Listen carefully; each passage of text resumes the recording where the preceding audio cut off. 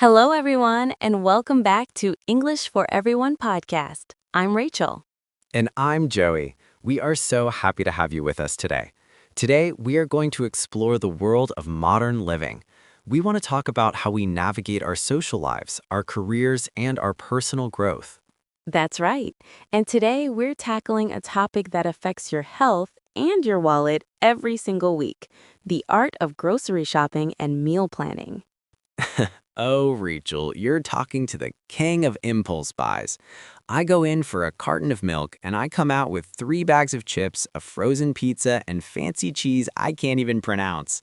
My budget is crying. Impulse buy. That's a classic term for buying something you didn't plan to get. And budgeting is the only way to stay afloat in 2026. The first rule of thumb: never shop hungry. Rule of thumb. That means a general principle or broadly accurate guide. And you're right, when I'm starving, everything on the shelf looks like a 5-star meal. Exactly. To avoid overspending, you need a grocery list, but a list is only effective if you've done your meal planning first. Meal planning? That sounds like a full-time job. Do I have to schedule every single bite I eat from Monday to Sunday? Not necessarily, but winging it every night leads to takeout and waste. Start by taking inventory of your pantry. Taking inventory. That means checking what you already have so you don't buy duplicates. I have 4 jars of mayonnaise because I never double check before I leave the house. See, that's money down the drain. Once you know what you have, you map out your meals. Then you head to the store. But Joey, do you know how a grocery store is laid out? Laid out. You mean the layout or arrangement of the store? I usually just wander around until I find the aisles I need. Most stores put the perishables, the fresh stuff like produce, dairy, and meat, around the outer edges. The inner aisles are usually for processed foods.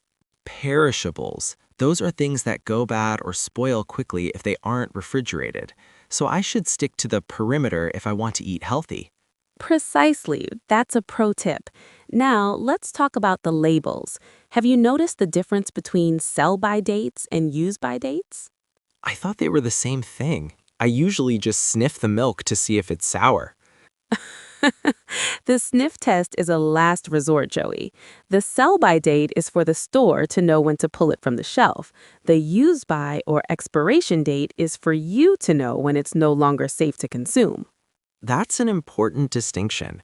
Now, what about saving money? I see people with strips of paper at the checkout. Those are coupons, but in 2026, most people use digital coupons on their smartphone apps. You can also look for unit prices. Okay, Rachel, explain this to me. I see 2 boxes of cereal. One is huge and one is small. The big one is more expensive, but people say it's a better deal. How do I calculate that? You look at the unit price, Joey.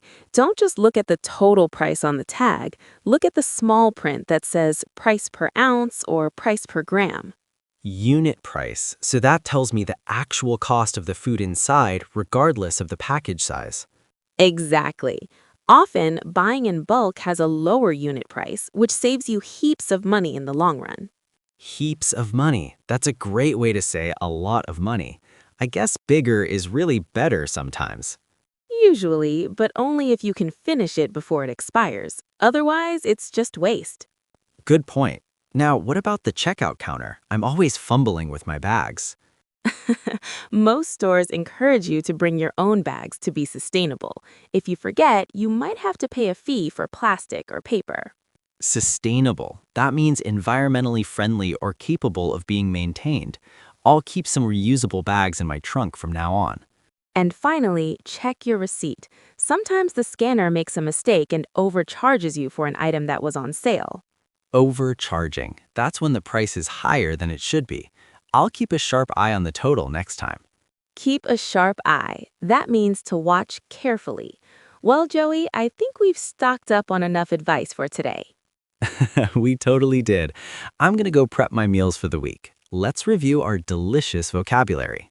Vocabulary review. 1. Impulse buy. Noun, verb. Meaning, an unplanned decision to buy a product made just before a purchase. Example, the candy bars at the checkout are designed to encourage impulse buys. 2. Rule of thumb, idiom, meaning a broadly accurate guide or principle based on experience rather than theory. Example, as a rule of thumb, you should save 20% of your income every month. 3. Winging it, idiom, informal, meaning to do something without preparation or a plan. Example, I didn't have time to write a speech, so I'm just winging it. 4. Perishables, noun, meaning foods that are liable to spoil or decay quickly. Example, fruit, vegetables, meat. Example, we need to put the perishables in the refrigerator before we start unpacking the rest. 5. Expiration date, noun, phrase, meaning the date after which something, especially food or medicine, should no longer be used. Example, always check the expiration date on the yogurt before you buy it. 6. Unit price, noun, phrase, meaning the cost of a product per a standard unit of weight or volume. Example, price per kilo. Example, the unit price showed that the smaller bag of rice was actually cheaper than the big one. 7. Buying in bulk, phrase, meaning purchasing large quantities of a product at once, usually to save money. Example, we save a lot of money by buying in bulk at the warehouse club. 8. Sustainable, adjective, meaning able to be maintained at a certain rate or level, conserving an ecological balance. Example, the company is moving toward more sustainable packaging made from recycled materials. 9. Overcharge, verb, meaning to charge someone too much money for something. Example, the waiter overcharged us for the drinks, so we asked for a corrected bill. 10. Keep a sharp eye, idiom, meaning to watch someone or something very carefully and alertly. Example, keep a sharp eye on the kids while they're playing near the pool. 11. Stocked up, phrasal verb, meaning to acquire a large supply of something for future use. Example, we stocked up on canned goods and water before the storm hit. 12. Prep, verb, informal, meaning short for prepare, usually for food or tasks. Example, I spend my Sunday afternoons prepping lunches for the week work. Use this bridge to explore the world. We are always here to help you. Don't forget to check our community tab. We have a poll waiting for you. Until next time, keep practicing and stay positive. Bye-bye.